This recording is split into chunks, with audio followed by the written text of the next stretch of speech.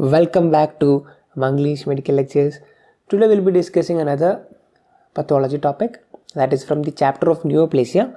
We'll be discussing carcinogenesis, how a cancer is formed, and also we'll be discussing some important carcinogens like chemical, biological, radiation, etc. So let's begin.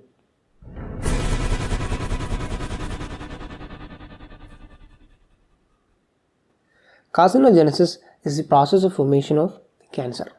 So today we'll be focusing on some basic ideas of carcinogenesis and what a carcinogen is. So we'll begin with discussing a carcinogen. So carcinogen, what do you mean by carcinogen? Carcinogen is a substance which can be a chemical, a radiation, or a microorganism. This substance has the potential to do what? It have the potential to convert a cell into a cancer, that is malignant transformation of a normal cell. So the steps in carcinogenesis, it is a multi-step process: initiation, promotion, and progression. You should remember that it is a multi-step process. So we'll just quickly go to the basic ideas of carcinogenesis. We'll start with initiation. A carcinogen is entering the body of a person, either to the body or a cell, right? So the carcinogen is reaching the person. Carcinogen aayude ശരീരത്തിൽ എത്തുകയാണ്, right? So the carcinogen on reaching the cell undergoes what? It will have two possibilities. Main ആയിട്ട് രണ്ട് possibility ഉള്ളത്. The carcinogen can be excreted or removed, or the carcinogen can cause a mutation. So there are two possibilities. It can either be excreted, the cell is okay with it, no problem, but it can cause a mutation in some cells, and these cells which have underwent a mutation is known by the name of initiated cell. Mutation സംഭവിക്കുന്നവരാണ് നമ്മൾ initiated cell എന്ന് പറയുന്നത്, right? So this initiated cell under the action of promoters becomes what? Becomes a pre-neoplastic cell or a pre-neoplastic lesion ആവും, right? Then under the progression, more and more mutation, it becomes a full-blown cancer. It becomes a full-blown neoplasm. I hope that is clear. So these are the steps of carcinogenesis. Now let's look at mutation. Mutations are actually two types. They can be lethal and non-lethal. Lethal mutation, the cell will die. In non-lethal, the cell won't die. A dead cell will not divide, so it will not transfer the mutation to its daughter cells. Okay, that's not a big problem. But if it is a non-lethal mutation, the cell will divide and the cell will continue to give that mutation to daughter cells, which can cause a neoplasm. Now what do you mean by driver mutation and passenger mutation? Now a normal cell will undergo initiation mutation and it will mutate further and further, and it will undergo what? The genomic stability will be lost. And the loss of genomic stability will cause cancer, right? Finally it reaches to cancer. So a normal cell becomes cancer due to a multi-step process. So the mutation can be of two types: driver mutation, passenger mutation. As the name suggests, driver mutation drives the process. The driver mutations can affect the phenotype. That defines where the tumor goes or where the neoplasm will turn into. Passenger mutations will not affect the phenotype. Will the mutation stop here? No. It will continue to mutate even under metastasis. The tumor will mutate again and again and again. So this increased mutation can cause something known as subclones within the tumor. Because of different mutation, different subclones can be formed in a single tumor. For example, in a tumor you have like A, B, C. All of these are different subclones, and one of the subclones may have the special ability that is like it is drug resistant, it is chemotherapy resistant. So what happens when you give chemotherapy to this particular tumor? Every clone will die except one. Every subclone will die except one, and that will be the chemotherapy resistant or the drug resistant subclone, which is formed due to various mutation. So even under chemotherapy, this subclone will continue to grow, and that is what we call in biology natural selection, right? Survival of the fittest. So it is the Darwinian concept in neoplasia. Next, classification of carcinogens. Carcinogens are classified into two based on their metabolic activation: direct, indirect. Direct carcinogens are strong enough, they don't need any metabolic activation to produce a cancer, while indirect need a metabolic activation. What are the examples? Chemotherapeutic drugs and polycyclic hydrocarbons and benzopyrene or benzopyrene in the indirect carcinogens. So how does an indirect carcinogen work? So an indirect carcinogen should be metabolically activated, and it forms what? An ultimate carcinogen, and this is the product which causes cancer. So metabolic activation means what? You know, they're enzyme mediated, so most of them are done by cytochrome P450, and we know that cytochrome P450 are enzymes which have genetic polymorphism. What do you mean by genetic polymorphism? Simply put, it can be understood as the enzyme activity of a particular person like A is not equal to enzyme activity of a person named B. I'll explain it with a diagram. So consider there are two people. Okay, there are two people who smoke, a person A and a person B. Both of these are smokers. Okay, now both of them have benzapyrene or benzopyrene in their body, because smoking, the cigarette have benzapyrene in it, right? So benzapyrene. Now person A, because of the genetic polymorphism, his cytochrome P450 is highly active, right? So because of the genetic polymorphism, person A cytochrome P450 is a highly active polymorphic variant, while person B have a low activity cytochrome P450. So person A with a high activity cytochrome P450 will convert the benzapyrene into a carcinogen, right? But consider the low activity person, he will not convert it to a carcinogen. So person A will get a cancer and person B doesn't. So person B is not getting a cancer because of his genomic variant, right? But remember that smoking is still bad. Okay, don't do it. This is just a technical example. No one is safe from cancer, especially when you do something like smoking. It's injurious to health. Quick recap, both are smokers. Person A gets a cancer because of his high activity enzyme, right? So this is a perfect example of how genetic predisposition, like genetic variation of certain enzymes, make you predisposed to certain cancers. I hope that is clear. Now we move to another topic, that is chemical carcinogenesis. We will discuss some chemical carcinogens here. And yes, these are factual points and I have tried my best to make them as conceptual as possible. So please bear with me. Let's begin with aflatoxin. Aflatoxin is associated with hepatocellular carcinoma and it is produced from Aspergillus, and it is usually found in contaminated stored grain. If you store grain for a long time, it gets contaminated and Aspergillus produces aflatoxin.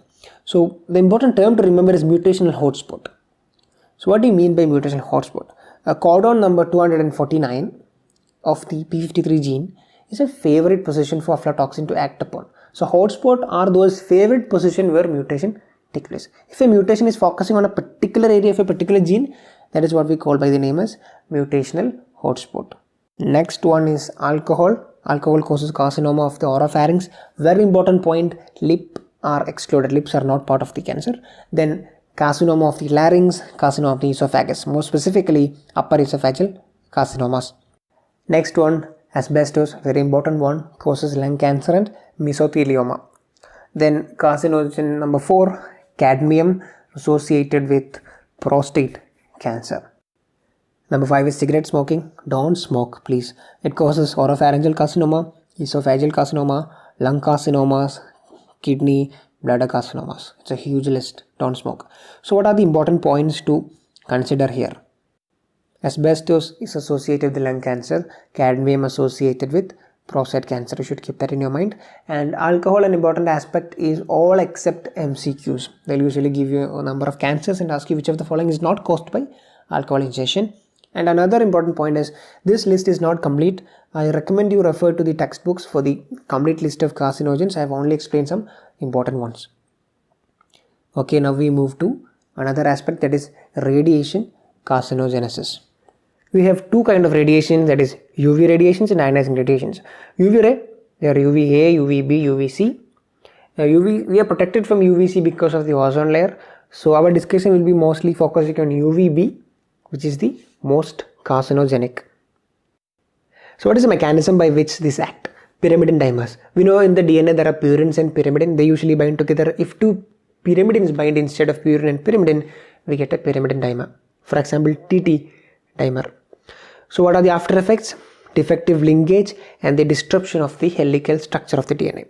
So pyrimidine dimers are repaired by the nucleotide excision repair pathway, NER pathway, right? So these are overwhelmed in the UV radiation, and that is why the repair is defective and a cancer is formed.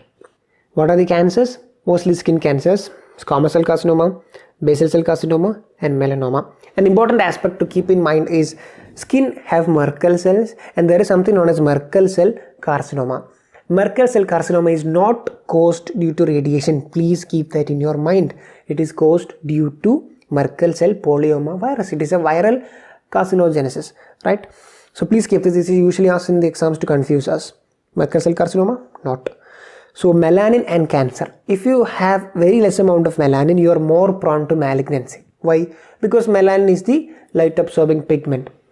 So that is the concept. This is all about the UV radiation induced carcinogenesis. Now we move to ionizing radiations. Ionizing radiations, important points: mechanism of action, chromosome breaking, point mutation. This is how they act. This is how they cause cancer. So an important question here is, which is the most common cancer associated with medical imaging? The answer is myeloid leukemia. That's all about radiation carcinogenesis. Now we move to microbial carcinogenesis. Again, I've tried to make this as conceptual as possible. So we can divide them into viral and bacterial. Under bacteria, we only have one, that is H. pylori. And under viruses, we have a long list of DNA viruses and RNA viruses. I'll explain each and every one of them. So we'll begin with the only bacteria in the list. H. pylori, that is the first bacteria to be called a carcinogen. And what cancer does it cause? It causes gastric adenocarcinoma and maltoma. What do you mean by malt? Malt means mucosal associated lymphoid tissue. It is usually seen in the mucosal surfaces, for example in GAT, right? So gastric adenocarcinoma and maltoma. Important gene associated with H. pylori carcinogenesis, CAGE gene, CAGA gene, that is the CAGE gene. That's all about H. pylori carcinogenesis. Now we move to HPV, that is human papilloma virus. First and foremost point, types of HPV. You should remember this. There are three types of HPV, that is low risk, high risk, medium risk. Type number 611, 16, 18, 31, 33 falls in respective groups. What is caused by the low risk HPV? Low risk HPV causes genital warts, that is condyloma acuminatum, and the high risk HPV usually causes cancer, that is neoplasm, cervical neoplasms, anogenital carcinomas, laryngeal carcinoma, etc. Now we come to the proper pathogenesis of HPV infection.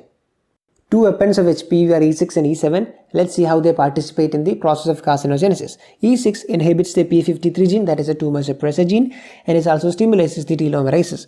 So there is limitless replicative potential for an HPV infected cell. Again, E7 affects a tumor suppressor gene, that is RB gene, and it inhibits the CDK inhibitor. Cyclin dependent kinase inhibitor is inhibited. That is, CDK are not regulated anymore. The P21 is inhibited. So cell cycle checkpoints are bypassed. An important histologic finding in HPV infection is coelocytic changes. What do you mean by coelocytic changes? Okay, here you can see normal cells in the left side, and you can see HPV infected cells in the right side. And these HPV infected cells are known as coelocytes. So three features: resin-like hyperchromatic nuclei, and outside the nucleus you can see a perinuclear halo or perinuclear HOF, and thick membraned cells. These are the three findings you get in the hematoxylin eoxin staining of the HPV infected cells. And this is known as coelocytic changes in HPV infection. So that's all about HPV. Now we move to another one, EBV, Epstein-Barr virus. Okay. What infection does EBV causes? EBV, as the name suggests, B for B, so it affects the B cell, so Burkitt's lymphoma. And the receptor for EBV? CD21. B cell have a receptor that is CD21. EBV binds to this receptor on the B cell. Now let's go to the pathogenesis of EBV. Here we have three weapons: EBNA1, EBNA2 and LMP1. I'll discuss each and every one of them. Okay. So EBNA1, what does EBNA1 do? EBNA1 integrates the viral genome with the host genome. So when the host cell divides, it can transfer its viral genome to the daughter cells. So this is the host genome and this is the viral genome. Viral genome is integrated into the host genome with the help of EBNA1. What will result? It will result when the cell divides, the viral genome is also equally distributed into the daughter cells. That is the function of EBNA1. Now what does EBNA2 do? EBNA2 stimulates the cyclins and also stimulates anti-apoptotic genes like BCL2. So cell cycle is not regulated, apoptosis is not taking place. So that is EBNA2. LMP1, very important. LMP1 is very important. It activates the NF-kappa beta pathway, that is a developmental pathway. Next is the important point. LMP1 acts like a CD40 receptor. What do you mean by a CD40 receptor? This is the CD40 receptor on the B cell, and this is the CD40 ligand. This is not an antigen, it is a CD40 ligand presented by the T cell. Okay, CD40 ligand, CD40 receptor interaction causes B cell activation. So B cell will undergo proliferation. So if you stimulate a CD40 receptor with a CD40 ligand, not an antigen, CD40 ligand, what happens? The B cell undergo proliferation, and this is exactly what LMP1 behaves like. And that is why Robbins have said in their text, what do they say? They said that LMP1 behaves like a full-time active CD40 receptor. So this is how EBV causes uncontrolled B cell proliferation. Full-time active CD40 receptor action of LMP1. All EBV infection will never cause neoplasm because all these are highly antigenic proteins, and our CD8 cytotoxic T cells will kill all these antigens if we are having a good level of immunity. What are the lesions caused by EBV? There are non-neoplastic lesions and neoplastic lesions. Neoplastic lesions include nasopharyngeal carcinoma, Burkitt's lymphoma, and non-neoplastic lesion is infectious mononucleosis. Now we come to hepatitis B and hepatitis C virus. The thing to remember, hepatitis C virus is an RNA virus, hepatitis B is a DNA virus, and they causes hepatocellular carcinoma. Right. Now we go to the final one, that is HTLV, human T cell leukemia virus. It causes adult T cell leukemia or lymphoma, and the virus is named as human T cell leukemia virus. So it causes T cell leukemia, so T cell leukemia virus. Another one is HHV, human herpes virus, causes Kaposi sarcoma, and the final one is Merkel cell polyoma virus. I already described this. It causes Merkel cell carcinoma. So that's all about it, guys. Thank you for being here. I hope you enjoyed. If you're new here, don't forget to hit the subscribe button and that bell button. And if you've already subscribed, thank you so much for your support. And please let me know in the comment section how you felt. And don't forget to share the video and the channel to your friends and batchmates. Okay, I hope to see you soon in the next video. Thank you. Take care.